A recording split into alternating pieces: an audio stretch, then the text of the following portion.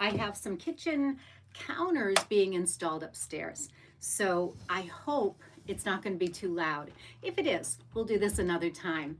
But I'm super excited to play with some ink tense pencils today. And I was telling my students yesterday that if I love this process, there we go with the noise. If I love this process, we will make it into a workshop for our members. So I wanted to show you what I'm attempting to do. I'm working on the Boston Marathon panel, and I have this gorgeous fabric with all the marathon runners. Unfortunately, the runners are running in the wrong direction for our Hopkinton panel for the Boston Marathon. So I picked up this fabric here, and this has the runners running in every different direction. It's kind of fun. The problem with this fabric for my Boston Marathon quilt is that all the runners are in red, green, and blue and white. So there's just not enough variety of color in this fabric right here. This one has a better variety of colors. And what we loved about this one is it has the gray background. So they're running on a road, and it looks like a road because it's gray. So what we're going to attempt to do is to take our Boston Marathon fabric with the runners. And what I'd like to be able to do is color in all of their jerseys, all of the white runners in white jerseys. We're going to color them in, and we're going to do that with our ink tense pencils. So these are the ink tense pencils here. They are made to be watercolor pencils, but if you know how, you can make them permanent on fabric. So I only bought the 12-piece set. I wanted to just try these out before I invested in that beautiful 72-piece set, or there's even more colors available, I think. I'm not sure that 72 is the biggest set, but I wanted to just play around with some of these colors and color in any of the white jerseys. So I'm just coloring with my pencils. However, it looks a little dull. Even coloring in with those pencils is not very exciting. I would like these runners to be a little bit brighter. So what happens with the pencils is that when you paint them with a little bit of water, I've just got a little tray here with some water in the bottom, and when I add some water to that color and it soaks into the fabric, it turns that watercolor pencil into a dye, and that dye is going to color the jerseys of these people here that are in they were in white jerseys before, and I want to make them more colorful. So wherever I have colored in one of my people, I'm just going to spot it with some water, and that's going to brighten up that color and make it just more exciting. Now, the true test is going to be, how do I make that road look like it is a, what do you call, it's going to be gray, or it's going to be black in that background to make it look like they're running on the actual road here in Hopkinton. So I'm testing this on a sample of fabric, and I will bring this up close once we get it colored in. So anytime I see a person in a white jersey, I've missed some of them. So I'm going to color in the white jerseys, and then any other white space, I'm going to color in with a black pencil. And I think with just a little touch of water, that black pencil will become more gray than black and will fill in this background area. Now, I had already put these people in the quilt, so I'm going to have to unstitch that quilt and color in all of the jerseys. and color in all of the background with the gray. But I don't want to do that until I've tested out this whole system. So one way to make this permanent is to just hit it with water and then let it dry and then heat set it with your iron. Now I want to test out that theory because I have heard from other artists that it doesn't quite make it permanent. Now this is a wall quilt. It's something that's going to hang in a museum. It's going to hang at the Marathon Museum that they are building at the start of the Boston Marathon in Hopkinton, Massachusetts. So it's not necessarily going to be washed. However, what if they have a leak in the building and water gets on this quilt? I want to make sure that these colors are made permanent before I add this to my quilt. So that's why I'm doing a little test sample right here with you today. And if we're lucky, that test sample is going to work out just great. And I'm going to be able to do this to the fabric that's already in my quilt. However, I know that there are other ways to make this permanent.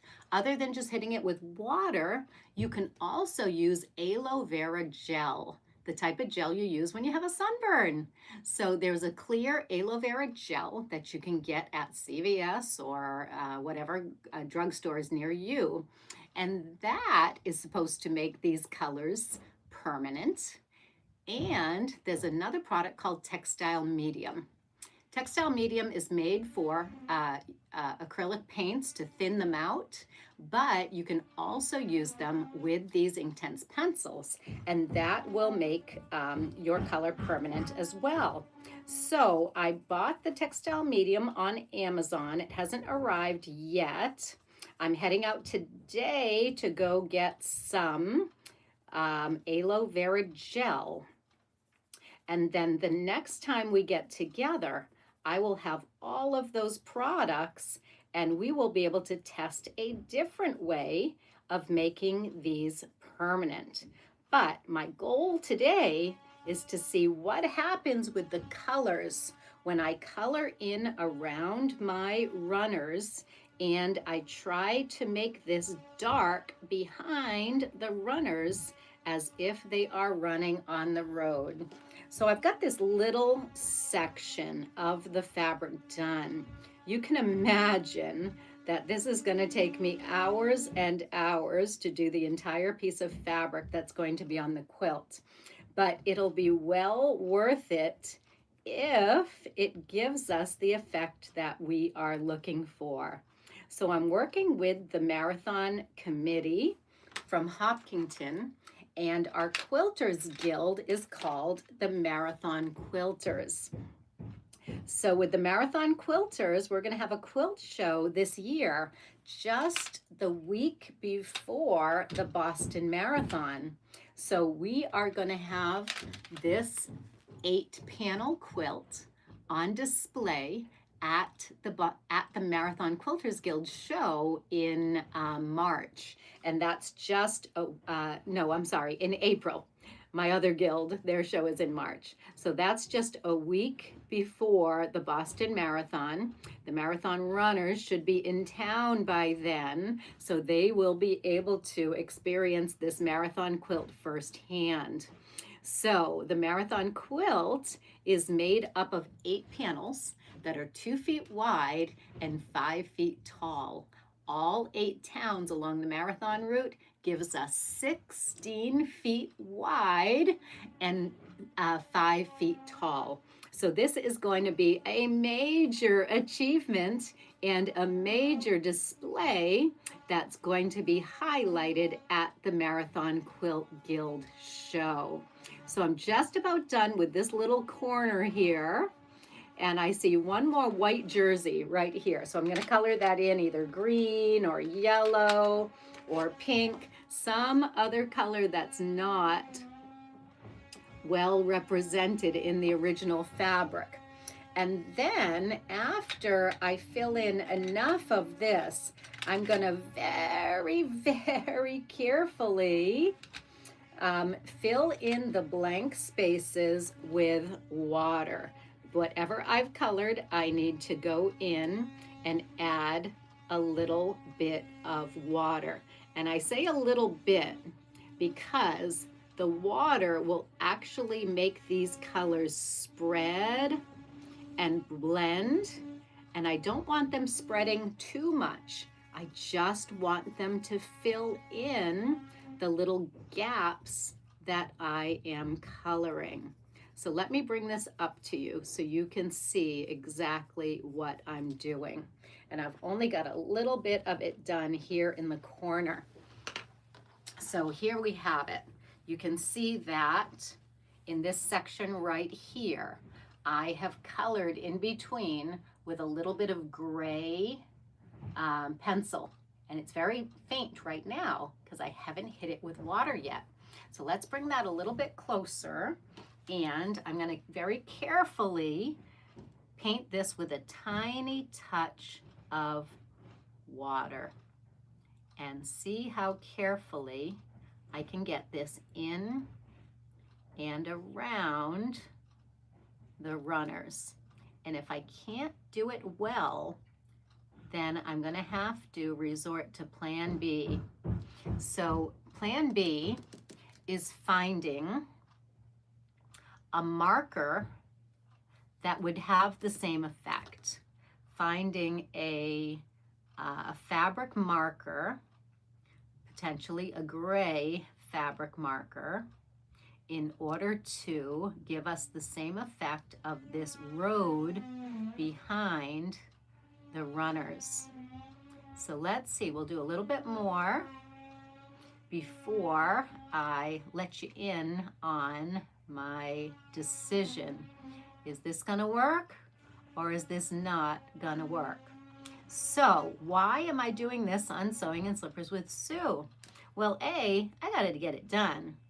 And B, this technique, once I master this technique, can you imagine shading your applique flowers with a little bit of pencil, putting it exactly where you want it, and then painting it with water or aloe vera gel or whatever we need to make that color permanent.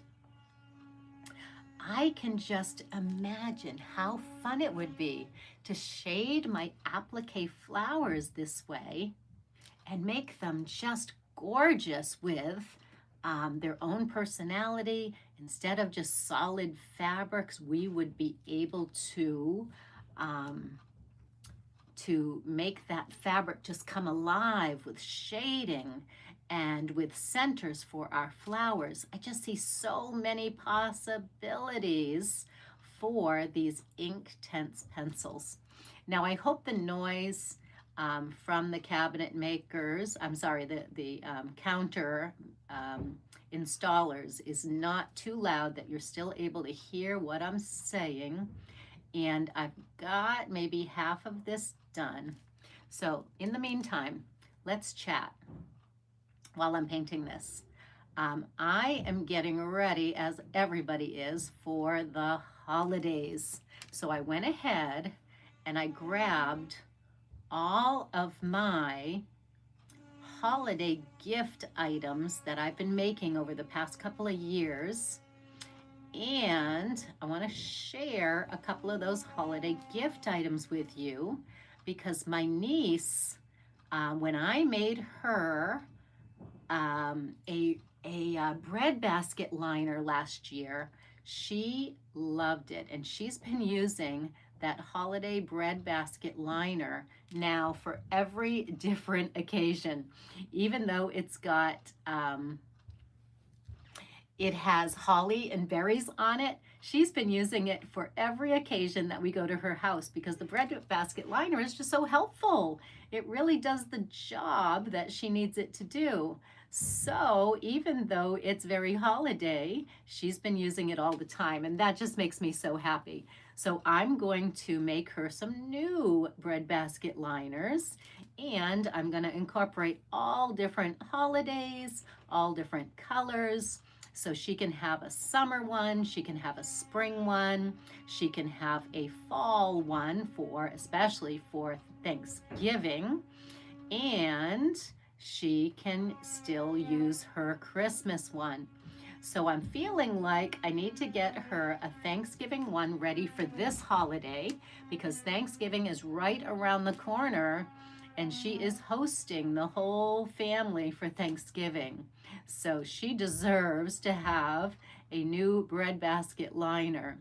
And since she asked for that for Christmas, I'm going to get it ready a little bit early and bring it over to her for Thanksgiving. So I need your opinion, right? Do you think that's successful? Putting a little bit of gray in behind my runners. It's bleeding a little bit, but of course it's not dry yet. And I have another possibility that I'd like to try. What if I painted the background fabric and got it just a little bit damp? Not too wet, but just a little bit in the background. And what if I then color over that wet fabric? Oh my goodness, is that a nice dark black color or what? Yeah, I can really get in there and basically paint with that pencil. Oh my gosh, it's so dark I can't even believe it. It's much darker and a little bit easier to control than the section that I did with coloring first and painting with water after. So is it going to bleed too much? Let's get close into these runners and give it a try and just see what happens. I'm actually amazed by the depth of shade. And to me, it's a little bit too dark. It really almost obliterates the runners. Let's do a little bit more over here to bring it up and over. This little guy right here, this little guy right here. Let's put it all the way around them. And I apologize for the noise in the background, but I cannot wait to get my new kitchen counters. Now, the cost of doing of painting the kitchen cabinets was just outrageous. And I don't like the idea of painting my wood kitchen cabinets because they're in really good shape and I don't necessarily want to paint them. However, gosh, now that I had the idea of painting them white, I feel like, you know, I'm really ready for something new and fresh. And right now I have 90s kitchen cabinets that are oak. And so yeah, I'm not so sure what I want to do, if I want to paint the cabinets or if I want to leave them as is. But that's my dilemma. So I figured I would just get the counters done first. And then once I have the new kitchen counters, I can decide, does it make sense to paint the kitchen cabinets or do I want to leave them as is? All right, so I have painted some of this. I've wet some of it. It's wherever I'm wetting it, it really is blurring into the background. And where I've wet it first and then painted in with the crayons, it's too dark. It's not quite the shade I was looking for. So the bottom, where I had done it initially, that's more of what I was looking for, just a slight gray color. The top, where I've just done it with wet fabric, is way too dark. That's almost black. So I think it's back to the drawing board. I don't mind this gray one. It is a lot of work to paint in each individual piece, but it would work if I need to. Okay, so that's one alternative.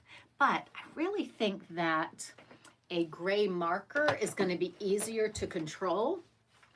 So I'm going to put this away for now. I'm going to go back to the drawing board. I'm going to go shopping for a gray permanent marker. I'll probably get to Michael's or AC Moore today. And then we'll see what other alternatives I have for that particular project.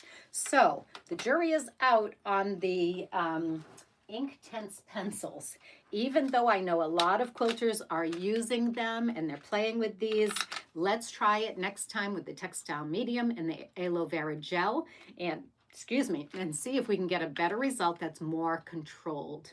Right now, I'm feeling as though it's very messy and it's hard to control with the water.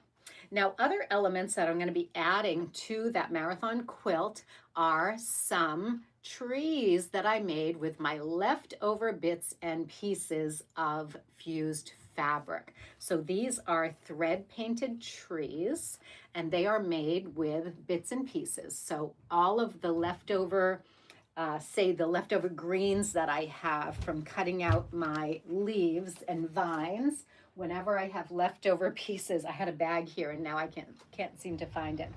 Whenever I have leftover bits and pieces of leaves, I throw them in a little baggie, and then I'm just gonna shred those, and that's what I use to make my art quilt trees. So these are great on art quilts. I love using up all the little bits and pieces of fused fabric, and with the thread painting you can really make it look like a beautiful tree. So I'm working on that. I'm also working on some statues that are on the route on the Boston Marathon. I'm trying to find something white to put that on so you can see it. So this is one of the statues that's en route. If you've been a subscriber for my newsletter for years, you might remember me talking about this statue. This gentleman here is Stylianos Kyriakidis, and he was one of the winners of the Boston Marathon just after World War II. He is a national hero in Greece, and that statue stands not only in Hopkinton, Massachusetts, but also in Marathon, Greece, where I saw it in person, and I was blown away because I knew I had the same statue 5 miles from my home in Hopkinton, Massachusetts. So what am I doing with this one? The first time I did it, I just fused it on the back. It's a picture of the statue that I sent to Spoonflower, and they printed it on fabric for me. And then from there, I just backed it with Misty Fuse and cut it out around the statue. And I like this version to go on our marathon quilt. However, I didn't think it was quite quilty enough to just transfer a photo to fabric and then put it on the quilt. So I'm gonna do some thread painting on my statue. So I had it printed again. I had all of the statues along the marathon route printed, and then I put I put a stabilizer behind Kyriakidis here, and I have been thread painting on the statue.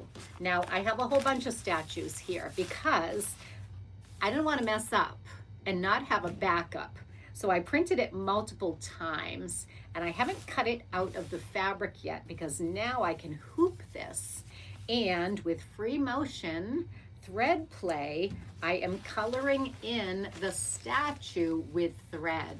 So I'm about halfway done coloring in my statue with thread, and then I'm going to do the same thing. I'm going to back this with the Misty Fuse. I'm going to cut it out very accurately, and then once the quilt comes back from the machine quilter, I'll put the statue in place, and then I'll do a little bit more thread painting in order to hold it in place on the quilt itself. So I'm excited about this statue. I think it's coming out great, but what I used for my thread was the 100 weight polyester thread, because I didn't want to totally obliterate the statue, but I wanted to give it a little bit of sheen, a little bit of texture where you could actually see the stitching.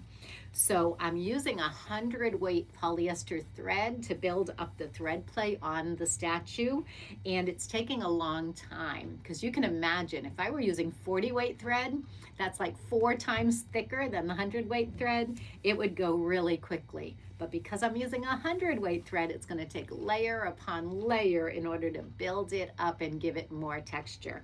So I'm toying with the idea of going up to a 50-weight thread and going over some of these areas to accentuate it. But you know, it's like painting. It needs all of the different shades and all of the different colors.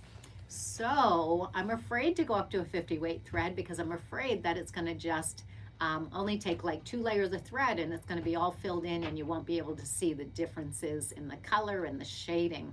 So I think I'm going to stick to this 100-weight thread and just go at it again and again until it is the texture and the sheen and the colors that I want it to be. So this is my next step on the marathon quilt. But I'm going to put both of those away for now, and let's talk about a few little gift ideas that we have for the holidays.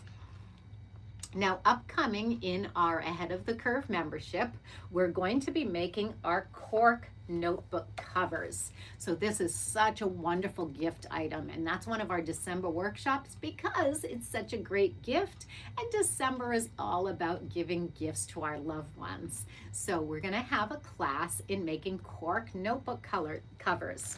Now I only have a few left, but there are some kits on my website. So if you are interested in a kit for that workshop, go ahead and give me a call, email Joanne. Let's see what kits we have left on the shelf, and we'll make sure we get you some colors that you want to work with. All right, what else am I going to make? I'm going to make those bread basket liners for my niece. So I grabbed my bin that says bread basket liner class on there. And this is the bread basket that I made for my niece the last time. This is not hers, this is mine, but you put it in your basket. And here's a basket I made in another class. You put it inside your basket, put your rolls or your cut up bread inside, and then you cover it over with these little flaps here and the Christmas decoration on the top, and it's just adorable, and it keeps your bread warm and keeps it from drying out. So the bread basket liner is really a simple pattern. You can see how I used my 5-inch Hearts and More tool to cut out those sides of a square to make it fit into the basket and to go around the bread beautifully. So these are easy to make, and I'm going to make a few more with some other fabrics. So I've got this beautiful one right here with a yellow inside and just a print on the outside. So that could be appropriate for any occasion. So I grabbed this basket and my pattern in order to make some more bread basket liners for my niece. And I'll probably make them for all of my nieces. That way everybody has bread basket liners to use for the holidays. Another, here's another cork notebook cover that I've made. It doesn't have a notebook in it right now. The wonderful thing about these is you can put in a regular notebook. In other words, take a composition notebook, right, like this one right here, and that slips inside your cover. So you can use that composition notebook for years and years and years. Just replace it once it is all filled up.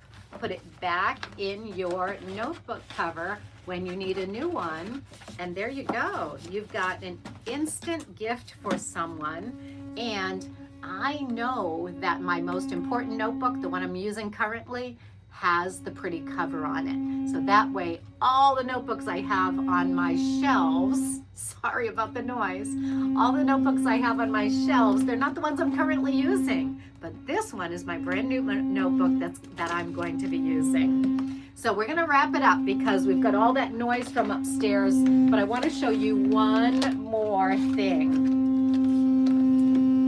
Oh my goodness, they're so noisy. When you're wrapping up your gifts, it's wonderful to have some little gift boxes. So my gift boxes come in all different sizes. there is a free pattern on my website, and you use the Leaves Galore template to make these boxes. They fold flat, so between holidays you can store them really easily. You can make them for any occasion in any fabric, but I just love the ones that I have made for Christmas. And actually, I think I've given all of those away.